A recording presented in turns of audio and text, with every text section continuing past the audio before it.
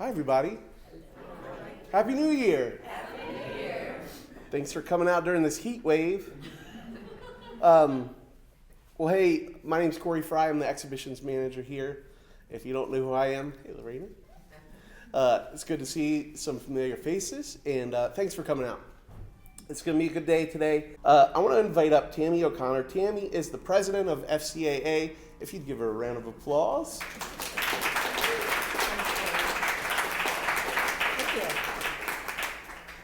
Thank you very much, Corey. You can talk longer next time. Thank you all for braving the cold. I was actually able to get out of it today because I had tickets to the Ravens game and I didn't have to go. So, this was much better.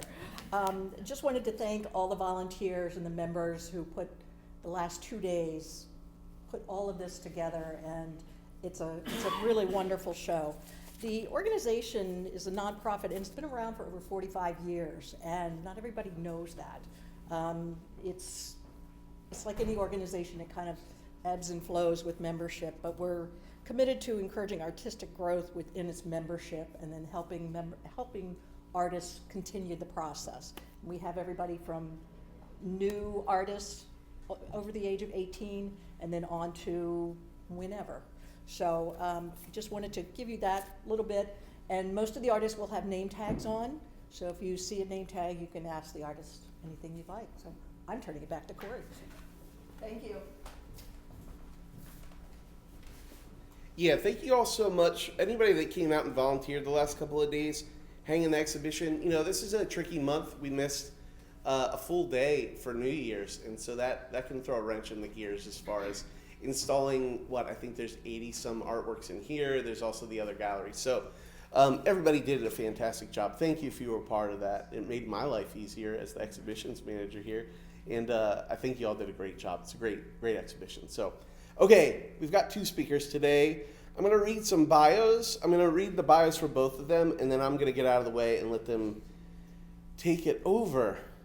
Our first speaker today is Cheryl Dapsowski. Cheryl has a degree from Micah Institute College of Art and worked for many years as a graphic designer and illustrator, leading several agencies and in-house art departments, and continues to provide graphic services on a limited basis.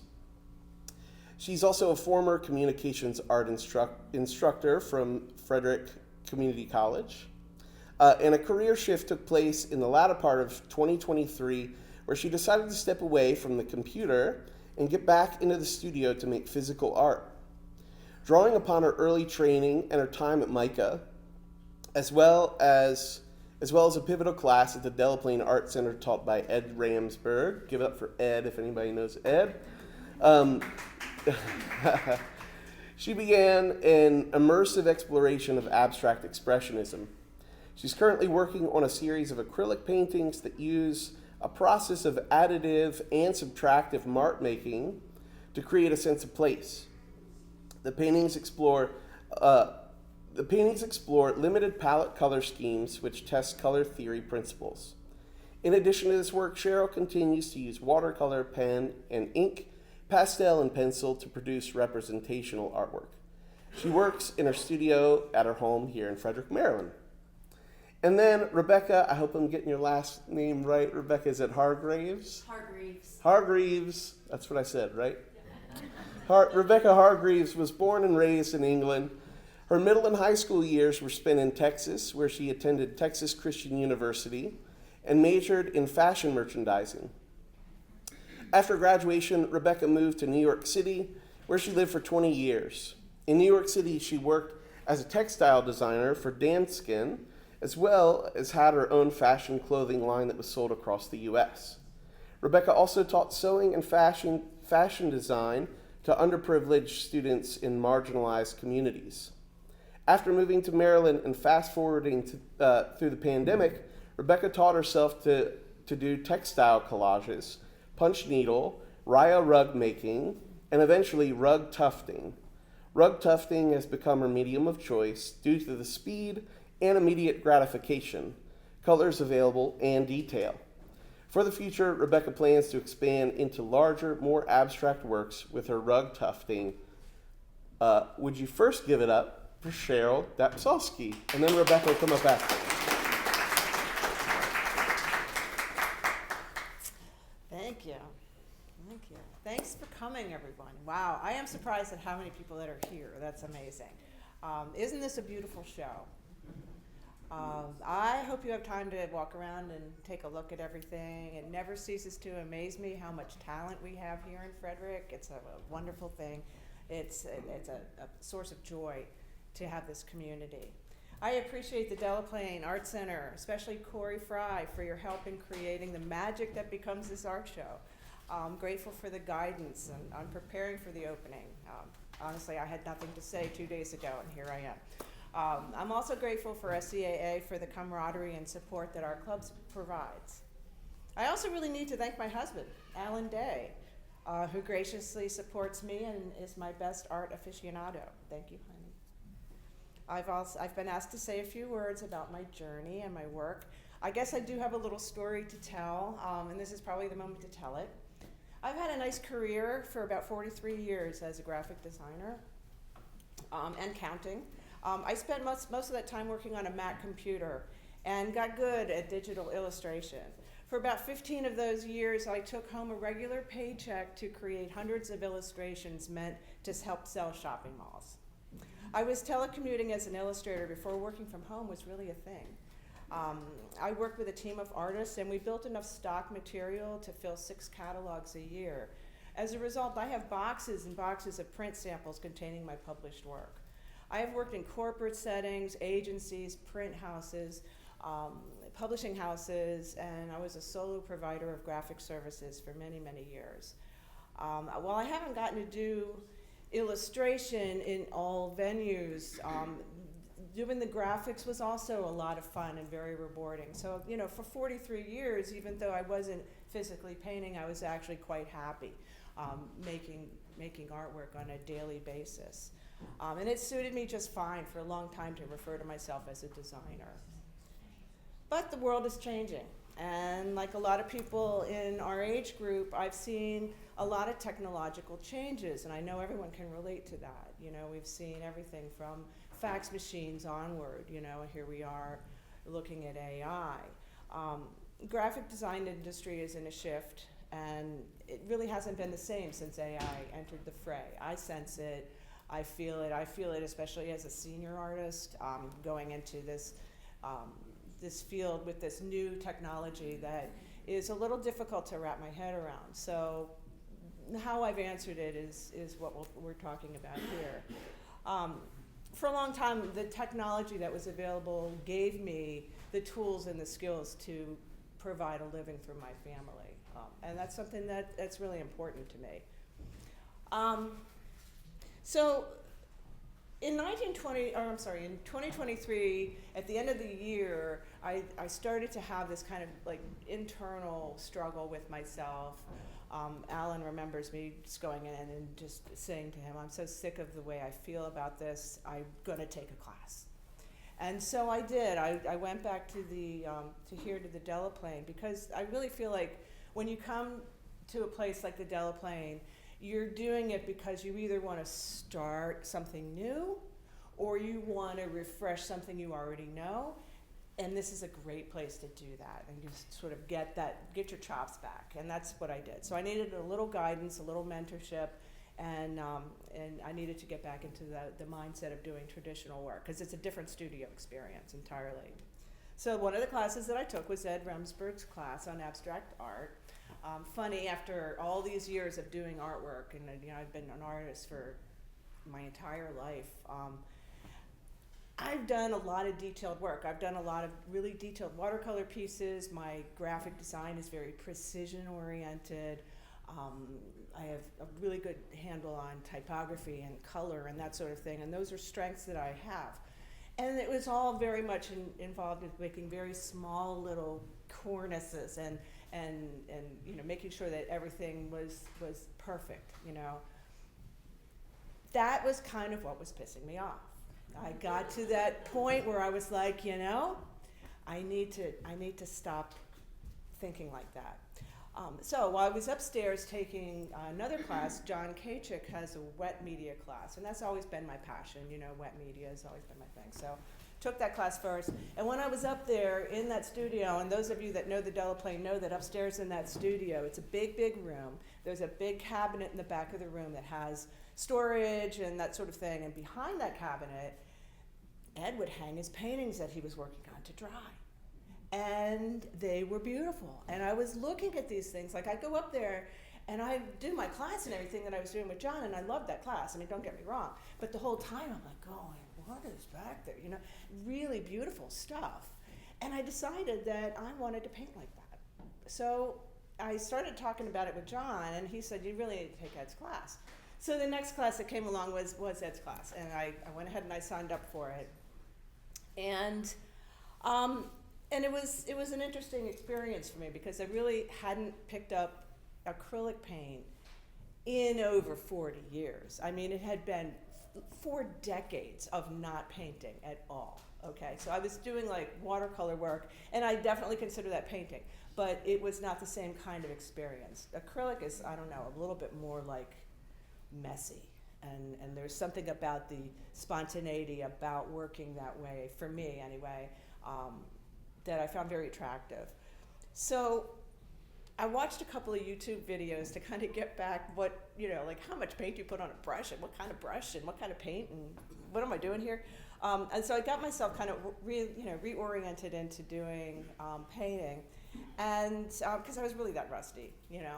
And when I showed up in his class, I had no idea how he wanted us to start. So of course, the first thing you say to any instructor is, what would you like? And what he said to us all was, make a mess. Okay, well that was a little different for me because I was used to being really precision oriented. So I kind of had to change my paradigm. And once I did, he showed me how to take what I was working on, which was very rough, and change the orientation, find a composition. And that's when it clicked. And I got it. After all those years, I finally was like, okay, this is totally fun. So I was making these paintings that are not of anything. There it is. That's the thing. Because for me, I always had to have a representation of something. And now I'm free of that. It is amazing. It makes me so excited to talk about this. People ask me all the time, what are you doing these days? Wow. You know, I am having fun making nothing. It's the best. It is the best. And I do them one after another after another. I've got 27 this year that I made like that in that same process. It's fabulous. But I was hooked. So the paintings are not what they seem. Here are my 2 paintings that are in the show today. They're not what they seem. Someone asked me if I place the shapes as you see them, and I don't. Those are actually, they emerge in a process that I guess I can describe as kind of a dance. Sometimes the areas in the painting get covered up fully, sometimes partially. I work back and forth, forward and backwards, both additive and subtractive, to create these areas. And I add things like marker pen. I used titanium white as a way to break up the panels of color and create zones. And then it helps to articulate the story that's starting to emerge. Because, you know, I mean, I'm an intelligent person, and the whole time I'm painting, I've got all kinds of stuff going on in my head. A lot of it is the random things that are happening in the world. Some things are just like what I hear on the radio or whatever, but there are various thoughts that are traveling through my head, and eventually it starts to be forming a story that is happening on the canvas. It takes about a few days to a week to get to that place where it starts to do that. I often have the feeling that I'm engrossed in a novel or a play as I'm working. And I typically will have some thoughts about the places that I've seen and experienced. And I also think about some of these patches of color that emerge as quilt pieces that get kind of sewn together on the canvas visually through paint. been including in the later pieces, because I've only been doing this since January of last year, remember, so this is not like a lifetime of work. So it's fairly short, compacted period of time, but it's happening pretty rapidly for me. And I'm finding that now I'm starting to add line and other shapes within shapes to help to create more of that fabric I'm looking for, the textures. And so you'll see, like, it depends on the size of the piece, but in some of the pieces, they become amazingly detailed for the kind of random stuff that you see on the canvas. It's very, very detailed. So, okay, so I just want to make sure I stay on track here. So the word that I kept thinking about most of the time throughout the year was deconstruct. Because here I was, an artist that had been so tied into, very intricate precision work, that to deconstruct is something that I had to remind myself kind of constantly that I was doing. It's because of that anger of the 40 years ago, and I needed to have a way to frame that so that I wasn't just mad. I mean, I'm not mad. I find that this is actually joyful. So for me, this is almost like a joyful rebellion, if that makes any sense. So I experiment in every single case. Like, in 27 paintings, I've just had sort of 27 different journeys, really, but it's all kind of the same. I fight a little bit with the scale and the size of the piece that I'm working on, because even though the piece may be small, I may want it to be big. So I may, in my mind, I make it look like a bigger piece. So I have to fight against those things that as a graphic designer, I would have been very careful about making sure that it read properly on this size that I was working in. I'm not following those rules anymore. So those are the things that I'm trying to deconstruct. Working with scale is a good example. It's not unusual for me to start a painting and then have it look like something completely different on the next day. It really isn't. So in FCAA, we use something called the color cube. I'm going to hold this up for anybody that doesn't go to our meetings and hasn't seen this. This is called the color cube. I love this thing. So you can buy these. I bought it from an ad I saw on Facebook, and they're pretty cool. So it's a deck of cards. There's actually 2 boxes. I liked it so much I bought both. But it's all these cards, and they're these. So this is an example of one of the cards. All right. So you can see it has like 5 colors on it, and then on the back it shows some tones and shades of the same color. And there's this is like the 200 cards, I think, in this deck, and then there's another 200 cards. So there's a lot of different combinations like this. I like using these. They're useful for all kinds of color theory. Like if you're trying to decorate your house, it's a good one for, seeing if your colors are working together. You could kind of shoot for this kind of a palette in some reason, And I've made a lot of paintings using this. One of the paintings I'll show you when we get to the slides is using this particular card. So I like this approach because it severely limits the color. I think the tendency for me, especially, even though I'm an experienced artist, as essentially a beginning painter, I didn't really know, right out, on the first day, that it wasn't necessary for me to use every single, tube of paint that I have. I can really kind of hone that into something that's a little bit more palatable, and it does make the work better. I think that it tends to make things kind of fit together a little nicer. And there's a whole lot of color theory involved in that. It's not that complicated, and maybe in one of our club meetings we'll do a workshop on it, okay? But these cards help a lot to get that to kind of, give you a track to run on.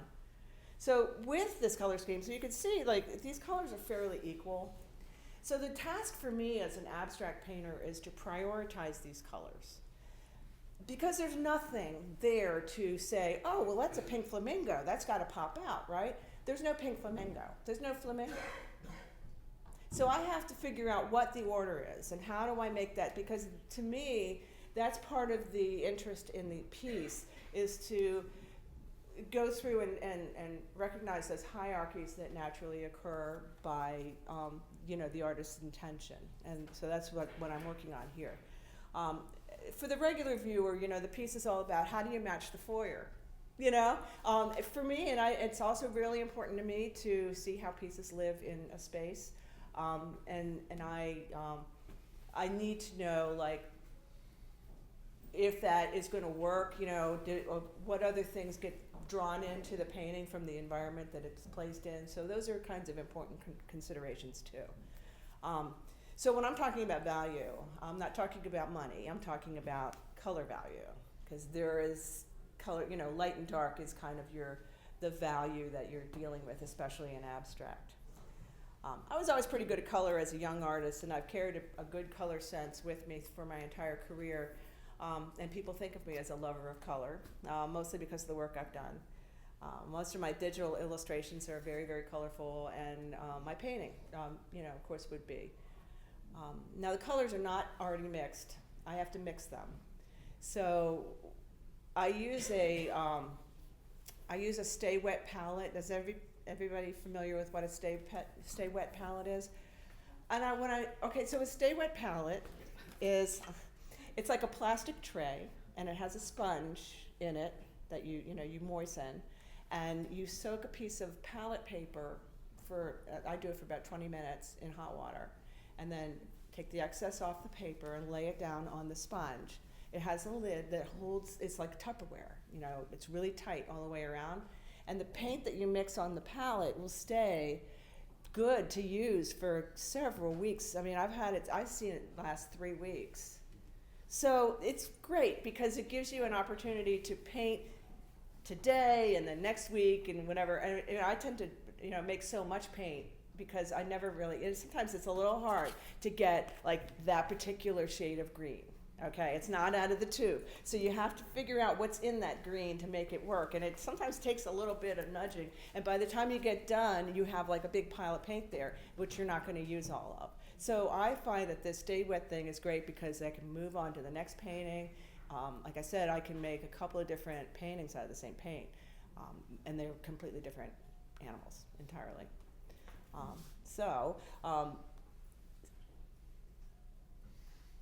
So the color mixing is, well, actually, I've already touched on that, so that's fine. So I invite viewers to stand for a second or two or three and read the paintings, because they do tend to tell a little bit of a story, and you do kind of get immersed in all of the various shapes and what they're doing and how they're interacting with each other and what else is in there. With, sometimes there's a little surprise of some sort of texture, and sometimes I even add little symbols, and you have to really get into it close to find them. I strive to make them universally appealing and not about anything. As the year played out, I've been trying all these different sizes. So right now what I'm working on is taking this big effect, because they're very powerful when you walk up on them. But I want that to work in a smaller size. And the reason for that is because I feel like these larger canvases are probably not as attainable for most people to purchase quickly, like a spur of the moment thing. The smaller canvases would be. But I still need to get this, this idea out. So I want to continue to work on, try to create this in the smaller format to make it work. Another thing that I'm doing is I'm taking smaller size canvases, squares and things, and doing multiples. So I've been experimenting with creating like a diptych effect, using two canvases with a similar composition that travels across the canvases. I want to work with doing 3 canvases, 4 canvases, and maybe even more. It's amazing to work that large. It gives me almost that same sort of pow effect that I get when I'm working on a big canvas like that. But it's even bigger yet, and they can change too. They can, they work in a lot of different configurations. So that's the math that I play with in my head about how to make the canvases work on a multiple scale. So for 2025, my plan is to just keep painting. I want to have all these smaller paintings available. I've committed to a solo show in 2026 at the Mary Condon Hodges Art Gallery at FCC. So I'm painting toward that. I'm also trying to see if I can get into some community shows and some other galleries. So I'm very busy painting. I'm painting every day or so. I could skip a day here and there, but I paint frequently. And I want to get into a different series at some point, because this is going to play out eventually. So I will be ready for that, and I definitely have some things in the works that I want to try to noodle with down the road when I get, I feel like I have more of these under my belt and I have enough to show. And I have some slides, so I want to show you real quick, just a quick overview of how the year went. And I want to thank you again so much for coming out to see the show and for the privilege of sharing my vision with you. Let's see if I can, it's my name. So this one is called Summer, and it was one of the first pieces that I did. I was still in Ed's class, and it's a 30 by 40 canvas, and I don't think anybody in the class was working on anything that large at that time. And I come in with this thing, I've got to walk from the parking lot with this canvas, and I come in, and I think even Ed was surprised that I had done anything that large, and it was complete when I brought it in, because I don't think he maybe recognized or knew at the time that I was a graphic designer that was very deadline oriented.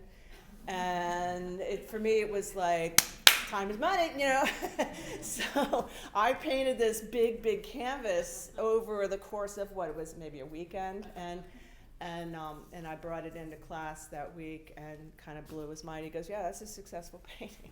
So it started from here, and one of the next ones I did was this one, a much smaller piece, but I'm also very aware, like I said earlier, about being comfortable in a space, and this particular piece is designed to be more of like a bedroom or a bathroom sort of a thing for like living in someone's home. This is the commercial artist speaking. I'm here to sell work, so I'm looking to make sure that I have things that do fit into people's homes and still answer my own little personal needs to be expressive. This is called Flags. This is currently hanging over at Crestwood. This is a smaller canvas, 16 by 20. And it is a sort of an exercise in taping off areas and painting, but it's the same kind of additive subtractive process. I'm also rubbing into it and scratching it out and that sort of thing. This is the piece that is actually this card. You see, and it's a totally different thing that you'd expect to see. This is a lot softer, I think, but my painting is deeper, darker, a little broodier. It's called Music on the Creek because by the time I was getting done with this and these shapes had started to happen, it really reminded me of Alive at 5 here in Frederick, and so that's why I called it Music on the Creek. Because now that I've said that, you can't unsee it, can you? That's the problem with these. I have a trouble with deciding when to name the piece, because if I name it too soon, it becomes of something. Deconstruct. This one's called Downtown. This is one of my white paintings, again based on one of the limited palette cards. This painting is pretty powerful when you come up to it, because there's a lot of noise in this particular piece, and yet it's got a very simple palette. So you follow through the shapes, and it just gives you this sort of energy about what it's like to be downtown. This one is called Heat Wave. This was done last summer during our biggest heat wave. It was brutally hot outside, and I was really getting into the hot colors here. This was also started with one of the cards, and I added some other things to it. One of the things that I've added in this piece is some fluorescent paint.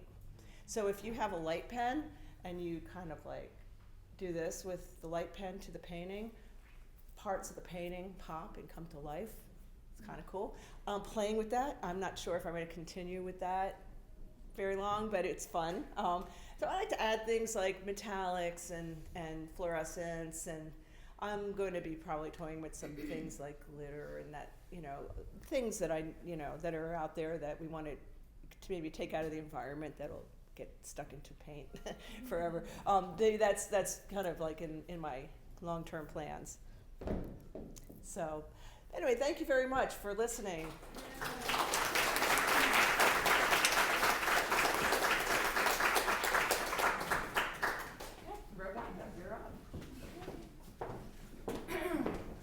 Hi, everybody. So, Cheryl, that was great. Cheryl used to teach art to my son, so it's nice to see her here again. And thank you to Tammy for asking me to do a little talk. I'm just going to do it off the cuff. I don't have anything prepared, which is usually the best way for me. So these are mine. I like to do big art. This is done by, it's called rug tufting. These I did last year. I have a third one in this series that will be called Rose, and she will have roses all around her head. So I'm self-taught. I started, so how my art career began, I guess, I was, like I said, or like Tammy said in the opening, I used to work for Dan Skin as a textile designer, and I helped create their knits. And I worked there right out of college, and I went to school for fashion merchandising. And so I worked for this woman. She was great. Everybody knew her in New York City. She was like the great, designer of textiles and knits and such. And so I worked for her, but there was nowhere else for me to go. So because she was the best in the industry, so unless she quit and I took her job, there's not really anywhere I could go. So I decided after working at Dan Skin maybe 4 or 5 years that I would leave. And after a short stint of bartending, I thought, well, I still want to make stuff. I still want to create stuff. So I ended up creating my own clothing line. And that was called Daisy Girl, because at the time my nickname was Daisy. And I started a line of clothing, and they were made I made these skirts out of vintage tablecloths that I'd sourced at the local flea markets. And I took one or two to a local store, and I said, well, this is what I have. What do you think? Do you want to put it in your store? And she's like, yes, I need 20 by next week. And I was like, oh my God. I was like, okay. So I got 22 the next week, and then that started the career of my fashion line. And so that expanded from these tablecloth skirts, and then they got sold to places in Boston, places in California, places in Texas. And so that was really great and fun. And then after that, I started doing a line of t-shirts that were made out of vintage Harley Davidson t-shirts. And so this was before anybody was doing anything of like recycle, reuse. So this was like in 98. So I was sourcing all these vintage t-shirts, and then I would sort of rip them up, and then I'd add applique leather and safety pins and different kind of sewing techniques to them. And those did really well as well. And so those were in the local cool boutiques in New York City, and they just sold like hotcakes. So that was really great. And then I had a small dog, a little Chihuahua, and I thought, well, she's cold. It's cold in New York City. So this was even before all these doggy clothing lines came out. So I started knitting and crocheting these little doggy sweaters for her. And then I did one that was like a little gray, schoolgirl sweater, and it had a little collar on it, and it had like her initials embroidered on them. And so then I started going to all the different pet stores, and then I sold this doggy clothing line. So that's sort of my background, right? I was just like, one of my students in my yoga, I teach yoga in Frederick as well. They're like, well, how do you do all of this stuff? I'm like, I just try it and think I can do everything, right? And then if it doesn't work, I kind of just shove it away. But the stuff that I'm really good at, I'm like, oh, everybody needs to see it because I think it's so great. But so that was leading up to that, and then I had a child, and then and work and just normal adult stuff. And then it was during the pandemic, I was like, I think I need more art in my life. And I had knitting and I had crochet and I could sew. But I was like, well, maybe I'll start with some pen and ink, which I do like a lot. And so I was doing pen and ink of buildings and buildings around downtown. And that was good, I wasn't amazing at it. And I was like, okay, well, that's good. And then I tried a couple of other painting ideas or little challenges, and I was like, I don't know if this is it. So, we're home at the pandemic, so you're on Instagram, and I saw, let me back up. So, yes, I was on Instagram, and I had seen somebody make some collages out of scraps of fabric.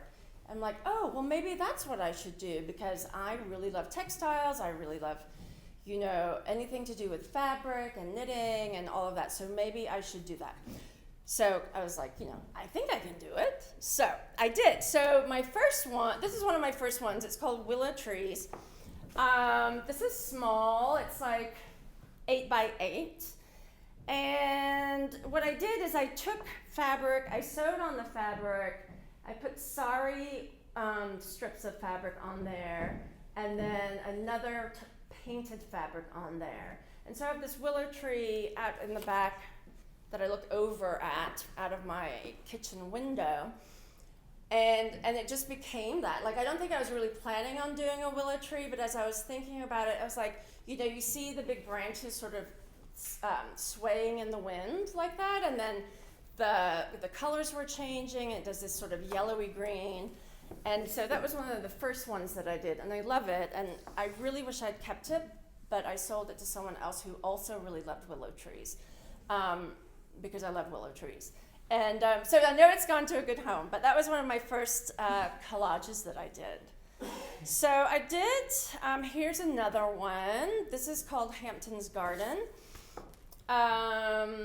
I went to a garden in the Hamptons with my son and just took lots of pictures of things that I liked, and was sort of just translating it into fabric and abstract. And again, so some of the fabric, like I cut it out, I painted it, some of it's like a sari fabric, some of it's just sewn back and forth.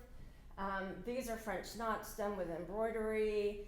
And all of it was made with like found fabric from like old shirts, old jeans, old whatever. I would just go to the Goodwill or find what I have and just cut it up and rip it up and create, an image. So this is one of my favorites. So, because with this, I go back, every time I look at it, I think about the Hamptons Garden that I was in and what we were doing that day, and that vacation that week, and who was there with us. And so it represents so much of that and what we were in the garden. And then my son was at a certain age. So it brings me lots of happy memories, that one. Then this is one of a series. So, I was still exploring these different types of collages. This is made with gold leaf and a man's old shirt.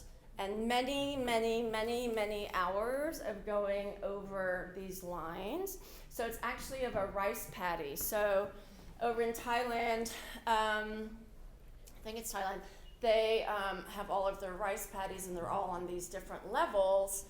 And I did one, this is the one at sunset, I did one for the midday and one in the morning. And I really wanted to do a series, and then when I was done with this, I'm like, I'm really done with that series. Like, that is not what I want to do. So, but this one sold also, and I really love that one. But I did that for a while, right? I was doing these collages for a while, and then I had some people that would commission some for me. They'd give me a picture. That's usually how I worked with these. They'd give me a picture, and I would try to translate that into fabric and stitching and see what I came up with. So that was good. Then, so this is a rear rug, or a rear rug in the process. So my parents had this rug not this rug, but a rug like it when we were growing up in England. And we probably crawled on that rug, we probably threw up on that rug, we laid on it and watched TV. And that rug came with us. It was huge. It came with us from England, and it came to Detroit, where we lived for a while. And then from Detroit down to Texas. I mean, it was threadbare. And so I've always been obsessed with this rug. Like, where did it come from, and what happened to it, and where did it go? And by this time, both of my parents had passed, and I never really asked them any questions about it. And so I went on sort of a hunt, like, where is this rug from? What can I do? And I had a photograph of it. And one day this woman popped up on my Facebook or Instagram. Her name is Melinda Bird. And she's like, oh, I make these rugs, buy these knots. So I contacted Linda. She is not far from here. I can't remember where she actually lives, but like 20 minutes away from Frederick. And I said, I have this picture, can I come show it to you, and can you maybe talk about it to me and find out what the story is? I said, because maybe you'll know where it came from. So I went to her studio. She's a lovely person. It turns out that my rug that my parents had, which was bought in England, had been her grandparents supplied the yarn for that rug to that company, and now she lives in Maryland, right? So now she took over that company of her grandparents with the yarn, and this is how we get to these rear rugs. And so my parents' rug was actually done by machine, but this one is done by hand, and although it looks like what's it called? Yes, although it looks like latch hook, it's not latch hook, it's sewn on. And so you sew it on, and then you cut each part as you go. So they take a long time. This is my first one that I attempted. And as usual, I did it completely different than anybody else would do. Usually you have to do all this kind of math to like get how much yarn you need, and like what your idea is going to look like, and then, I don't do that. I just drew it on there, and I kind of guessed. I had some yarn, and I was like, I think I need to use up this yarn, so this is it, right? So that's kind of how I do things. I just think that I can do it. And so I did, and here it is finished. So, yeah, and so that's all made out of wool, and this was, again, just scrap yarn that I had at home that I was like, I should do something with that. And it seems like that's a theme, and I don't mean to have that a theme, but it has become a theme of just using what I have, right? So thus began my rug journey, right? So I did this one, I've done another one, and then, so now we move on to the tufting. So the rear rug was great, right? It's a little slow, and it takes a long time. And then I thought, well, I'll try some punch needle, right? So you have yarn, and then you've got like this needle, and you go ga-dunk, ga-dunk, ga-dunk, like, it's like I'm gonna fall asleep. So I was like, so I did two pillow covers, and then I was like, you know what? No, this is just boring. So then I saw someone online, and she was making rugs, and she's going super fast. She's like, I was like, oh my God, what is that? And there wasn't a lot of it, so I went to try and find out what it was called. It didn't even say what it was called, and it was so fast and so great. And so I went down this hole of like, what is that? How is she doing it? What does she do it with? What kind of yarn does she use? So I kind of like stopped a few people and was just like, what are you doing? What are you using? What is that tool? And they would give you like this one answer, and you're like, what does that mean? I need to know what it is. So anyway, so I ordered this tufting gun once I figured out what it was, and then it sat in my box for about 3 months because I was really scared of it. It's really fast. It's got electric scissors, and it's a very sharp needle. And I was like, I don't even know. Like I plugged it in and I pulled it, and I was like, what? So I put that down, and then one day I was like, I really have to pick it up. So I had bought a little frame. It's probably 3 by 3, and it kind of hooks onto a desk. And there's nobody to tell you how to do it. There is now, and there's a book. But at the time, nobody tells you how to tighten your fabric. Nobody tells you like how hard to press on the fabric. No one, like there's zero instructions anywhere. So it's all by trial and error. And so I had lots of mistakes on this fabric. Lots of holes in this fabric, and it's like expensive fabric, the backing cloth, so that, I'm like wasting money and ripping holes and not knowing what I'm doing. And then I eventually kind of figured it out. I'm like, I have to get this really tight. I have to push really hard. And so as soon as I did a couple of small ones, these are small ones that I have. Like this is not small. This ended up being a 5 by 6, but then these are some small ones here. Because I'd done 1 or 2 small ones, and I was like, oh, no, I need to go big, right? So this is an 8 foot long by 6 foot high frame. And so, that wasn't enough, so I had to build another one. So now I've got 2 that I built. So I built the frame. You stretch the fabric onto this frame, which has carpet tacking all the way around. So that takes forever to get the right tension and to get it straight. There's lines on the fabric that'll help you get it straight. And then you have your gun, which you can't see it on here, but it looks like a very serious torture machine, and it's shaped like an actual gun. And you have your pile of yarn, and that feeds through the gun, and you make your design. And I usually just draw my design on the fabric and choose the colors, and off I go. So what's funny is, so Cheryl was talking about color theory. Like, I never studied color theory, right? And I just like colors, and I think these colors look good together. I'm going to put it together. So, and it usually turns out okay. So that's probably got 1, 2, 3, 4, 5. That's probably got 6 different rugs in work. But now that I work on these big ones, I can have the smaller ones or something working over here, and then I can have another couple of rugs on another frame that I'm working on at once. So this is one of my first little rugs I did on the tufting machine. This is similar to the carpet that was in our house that I was talking about. And it's okay. I covered up a few mistakes. It's small. It's probably like 3 by 3. But I learned a lot on that. And then this is another one I was playing around with.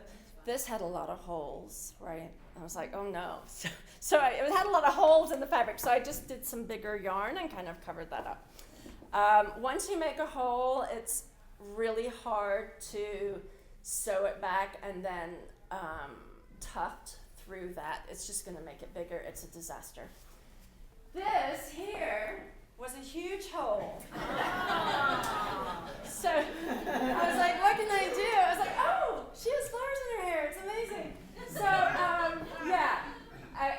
I tried to stitch it back up. I tried to glue it, all the things. It was just, every time I tufted around it, it's just like slowly growing and growing. I'm like, oh no. So that's how those flowers became there, right? You just can't go back. And I've done a lot. Like, she was almost completed, except for like this corner, and I'm like, oh, I gotta figure something out. which reminds me, a friend of mine, Tom Legoff, he says, well, isn't that what art is? Art is just figuring out a puzzle all the time, like whether it's the light or where you're going to put the paint or what you're going to do. And I love that idea that you're just going to like figure it out as you go along. These are some others that I did. I think these were the third and fourth ones that I did. My brother turned me on to Joseph Albers regarding color. And so I did some experiments with those. I really like those. What's that? Explain who your brother is. Oh, so my brother, so I come from an artistic family. My dad designed and built our own house. My mother was super artistic in painting. My brother is a set designer for film, so he's worked on the latest Star Wars. He's worked on so many things, right? So he's a really talented artist as well. So he's always sending me ideas of like what I should do or what I should look into. But this is after he suggested Joseph Albers. And I was playing with color, right? So and mixing the colors in the gun. So 2 different types of yarn in the gun. Then I started this series, which depending on where I'm showing depends on the name. So originally, the first showing, it was called Bubblicious, right? And then it changed into something floral I titled the show like Rebecca's Fantastical Garden. So then I gave it like a technical name of a flower. But this one I did with my son, and we took a dinner plate because we wanted a circle, and I'd gotten a tool and it wasn't working very well. So, I just got a dinner plate and I put it there, made a circle, put it there, made a circle, shifted that dinner plate up, and that's how we got these sort of oblong shapes. Because it was still during the pandemic, right? So we're not going anywhere, and I wanted to figure out how to get this sorted. And so we did that one together, which was really, really great. And then this one we called Juicy Fruit. This was in the same sort of theme, just moving those shapes around. And I was still thinking of my parents' work from the one a few slides ago, and still just sort of playing with those modern shapes. So, and then this one was Freshen Up. Only some of the older people will know the names of these gums, but Freshen Up, which was really disgusting, but it was this color. And then these are some others. This was for a show at Give Rise Studio, as the 3 others were. And I was like, I want to try fringe and just play around with some different colors. Won't be doing fringe anytime soon. So all of these were sewn in by hand, right? With a curved needle. So you have to poke it in, thread it through, come down, and then you have to comb it, and then you have to cut it, and it's really tedious. So, and this is how you learn those things, right? Like, that's not going to be for me. I'm not doing any more fringe. Like, I tried weaving also during the pandemic, and I was like, I did one piece, and I'm like, yeah, that's not for me either. So I like kind of exploring those things and being like, that's a yes, and that is definitely a no. So here's some more fringe. I loved these, just playing with darker colors because I'm not really a dark color person. And I thought, well, let me see how that goes. I love bright colors. I love pink. And so for me to go to this dark and work this dark was very different. And that's just a step in a different direction. This was here last year, so this is probably 4 by 4 or 3 feet by 3 feet. I'm not sure. Anyway, it's cherry blossoms. I had done a fabric collage of this, and I'd taken a class, and it was where you took the scraps of fabric and you paint on them, or you sew on them, or you mark make on them, and then you kind of create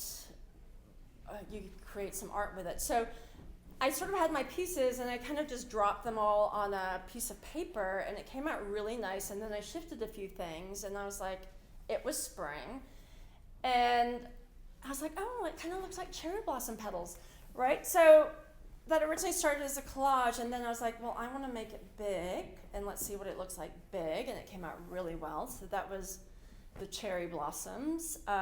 So this is two types of the tufting gun. So this here is called a loop tufting gun, and that makes like a low little loop. And then the other one is called a cut pile gun, and that will cut your yarn at the same time as when you tuft. The loop does not. When you finish each row of the loop, you'll have to manually cut it. So that's a little bit slower. So both of those are electric. I have a third tufting gun that's hooked up to a pneumatic. It's pneumatic. It goes to a compressor, and that's kind of scary because I always feel like the compressor's going to blow up. You know, it's huge and it's noisy. But what that does, it shoots your yarn through really, really quick, and so it goes really, really fast. You use twice as much yarn, but you can make much longer shags and much longer loops. And there's all these different, I think there's 8 different needle types in there, and I've only tried one so far. But my new pieces is using up the rest of the fabric that don't go into these big pieces. And I thought, well, I'm going to do some small abstract pieces and use up the extra fabric that I have. So that's why I'm trying out the new gun. There it is in a nice modern setting. So then that leads us to these. So this is Garnetta, and this is Violetta. And they are images, kind of compiled images of flowers that I liked. The pansies remind me of my mother because that was her favorite flower. And this looks like my mother from like here on up. My mother had green eyes and jet black hair. And then this is just like an angry girl, but I love her because she's so angry. So both of these, they probably took me 6 months together. You know, so I also teach yoga. I also have a part-time job at Joann's. I have a teenager. I have, you know, all these other things going on. So in between that, I'll work on these. So probably about 6 months. What's funny about these, on both of them, I did the flowers first because I was like, I can do the flowers. That's no problem. And then I got to the face, and I was like, oh, it's really tedious, right? Just to get the shading, and you know, you're painting with yarn, and you know, and as you're getting in, I mean, this nose, for goodness sake, it took me weeks and weeks to get that nose right. I still don't know if I love it, but from far away it's good. So, yeah, so you're painting with yarn, I guess that's what it is, and it is just so much fun and so fast, and nobody really does fiber, right? So as I've been going through this journey of textiles and fiber, I've found that it is, people see fiber art and either like they don't understand it or they don't get it or there's not a lot of it, and they're like, is it really art, or is it just kind of like a crafty thing? Well, it's not, right? This is not a crafty thing. This is art. It took me a long time. So anyway, so in my heart of hearts, that's what I want to do, right? I want to show people that, like, yeah, that stuff with yarn and fabric and textiles, that's really hard to do as well, right? And takes a lot of time and a lot of effort. So anyway, so for the future, yes, I want to do more things. I want to do bigger things. I also want to do small ones, more like big textures, shaggy textures, all randomy stuff. So yeah, that's my story. Yeah. Can I ask a question? Yes, you can ask a question. How do you organize your yarns? I mean, I understand a paint palette and even a wet palette, you know, but how does that work? So I have a cubby, and I just reorganize it, and so you have all, you know, the light to the dark yarns. And then when I'm coming to something like this, I have a general idea of what colors I want, and I just pull out the yarn and I stand here and I think, well, I think this looks good and this looks good and this, you know, this looks good together, and just sort of line them all up, right? And look at it and think, does that look good, or that's too dark, and I pull that out and I put something else in, and that's how I do those. So Since you seem to be at the moment with your art, do you sketch out anything first, or do you just jump in and do it? I have a general idea, and it's kind of sketched on a piece of paper, but not, just like, I'll be like, here's a flower, and there's kind of a flower up there. And then when I actually go to do the actual art, then I'll start drawing in with it's like a Stabilo crayon. And then I'll draw it in, and then I'll figure out the colors. But some of it is just as I go along. I'll be like, oh, this really needs a line here, or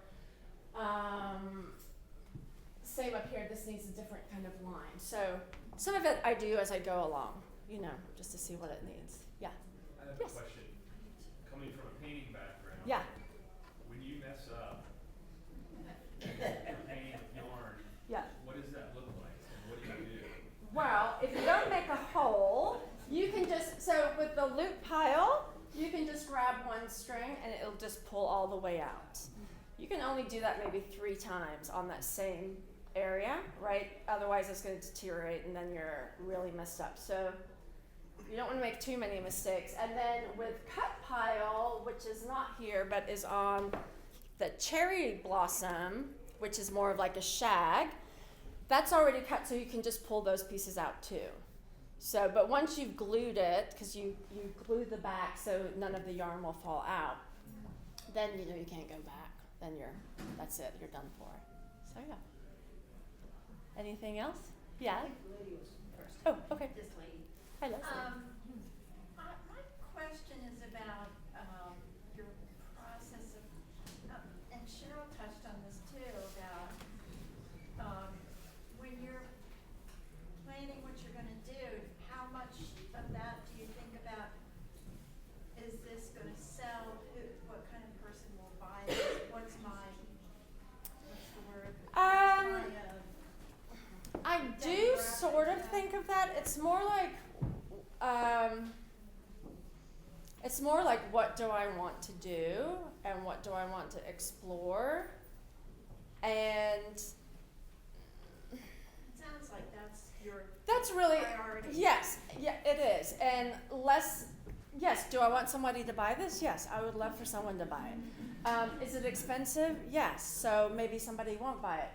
It's more like I hope that people see that the love and effort that went into it, and even the smaller ones, comes out from the art, right? So that's hopefully they see the love that went into it, right?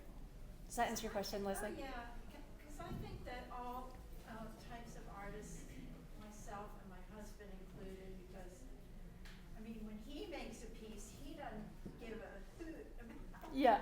who's going to buy it. He just makes what he wants to make. Yeah. And I struggle with that when I'm... Yeah.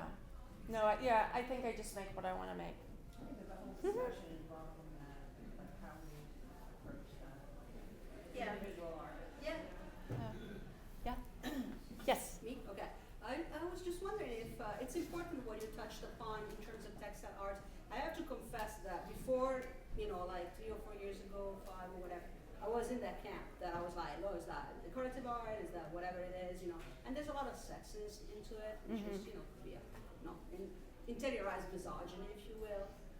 But as of recent, like you go to big museum, you mention Albers, Annie Albers' wife. Yes. Yes. Wonderful textile artist, Simon Clark, Sheila Hicks, so all these kind of like becoming very, very high value artists, and that changed the complete dynamic of this medium. Yeah. And I was wondering if you could, say more about it, like how. Well, yeah, what was great is when my brother showed me the Joseph Albers colors, and then I went on to discover Annie Albers, and she was a textile artist. I was like, oh my gosh, well, that's so great.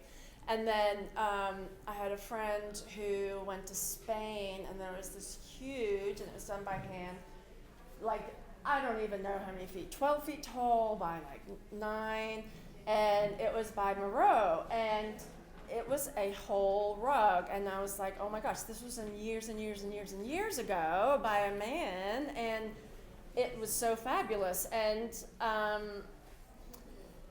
I think it's less male and female. I think it's more to do with craft art, right? And I think anything to do with textiles and yarn is seen as like a craft, and a woman at home knitting and being like, but and I think that's just an image you have to try and get past, or that you have to promote and say, no, it's not just someone home at knitting, right? It's making big, great stuff. Does that answer your question? Yeah, no, Kind of a just statement. like, it worked for me, but it took like going to the MoMA, going to this, going to Yeah. that, to be able to kind of like get in my thick skull that Yeah. it's like, Yeah. so I wish it would work at every level.